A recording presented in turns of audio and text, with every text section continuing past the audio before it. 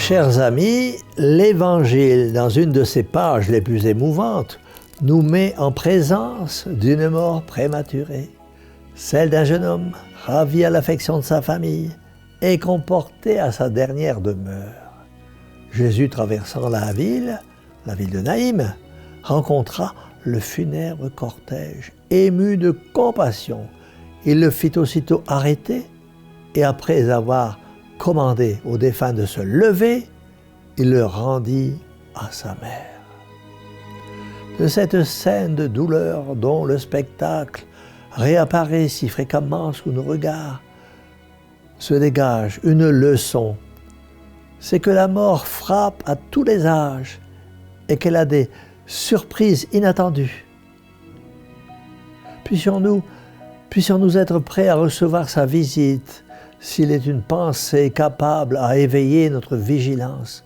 N'est-ce pas la pensée des incertitudes de la mort?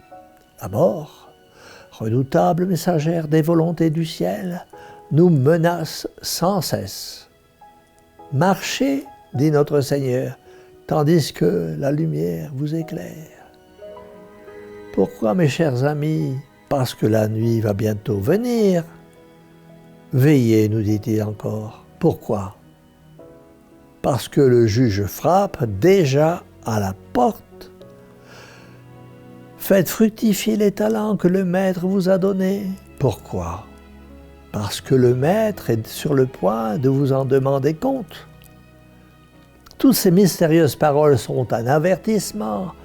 Nous mourrons bientôt. Que l'homme prenne sa place parmi les puissants de la terre, ou qu'il vive ignoré, méconnu, humble travailleur ou pauvre mendiant, c'est la même loi. La mort jette sur le monde entier un niveau d'égalité. Quel jour sera le dernier de notre existence, mes chers amis? Nous l'ignorons. Dieu ne s'est pas engagé à venir à un moment ou à un autre. La mort frappe l'enfant comme elle frappe la personne âgée, le juste au milieu de ses prières et le pécheur au milieu de ses abominations.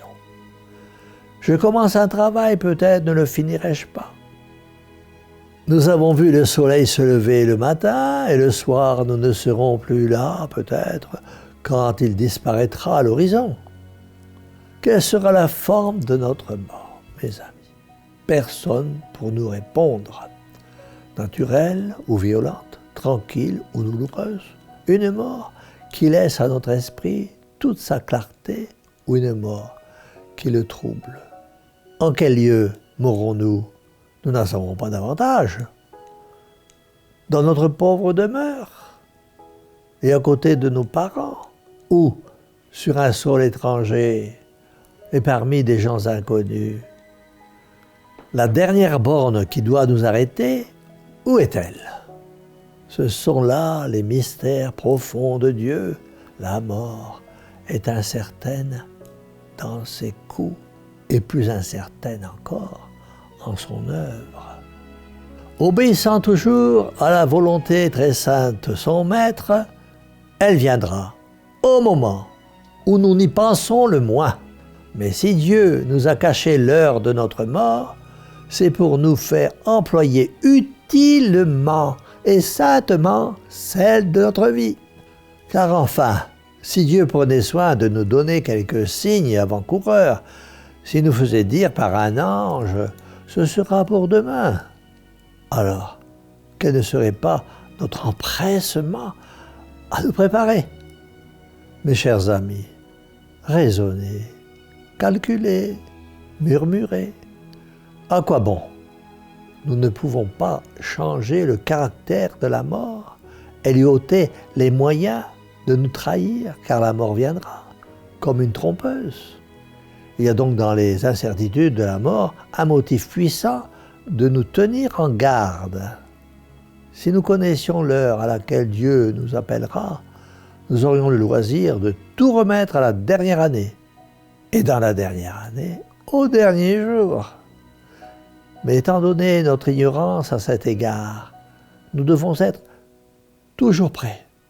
Or, être prêt, c'est prendre conseil, c'est prendre des résolutions comme on en prend à la mort. Prier, pardonner, se confesser, comme on prie, comme on se confesse quand on va mourir. Et qu'on vient de nous disposer sérieusement, mes chers amis, à bien mourir. Pour cela, invoquons Marie Immaculée. Mettons-nous sous sa douce protection. Confions-lui nos derniers moments. Elle est notre mère, ne l'oublions pas. Ne soyons pas de ceux qui craignent de troubler les douceurs de la vie par la pensée de la mort. Notre Seigneur ne nous a pas dit « préparez-vous », mais « soyez prêts ». Si nous ne sommes pas en paix avec le ciel, prenons sans délai les précautions de la prudence en réglant notre vie selon la loi de l'Évangile. Mourir avec une conscience rassurée et une âme tranquille entre Jésus et Marie. Avec le secours de Saint Joseph, ce sera la récompense de notre fidélité. Voilà ce que je vous souhaite à tous et de tout cœur. C'est pourquoi, de tout cœur, nous disons à cette bonne mère, Mère au cœur douloureux et immaculé, sauvez-nous. Et que la bénédiction du Dieu Tout-Puissant, Père, Fils et Saint-Esprit, descende sur vous tous et y demeure à jamais. Ainsi soit-il.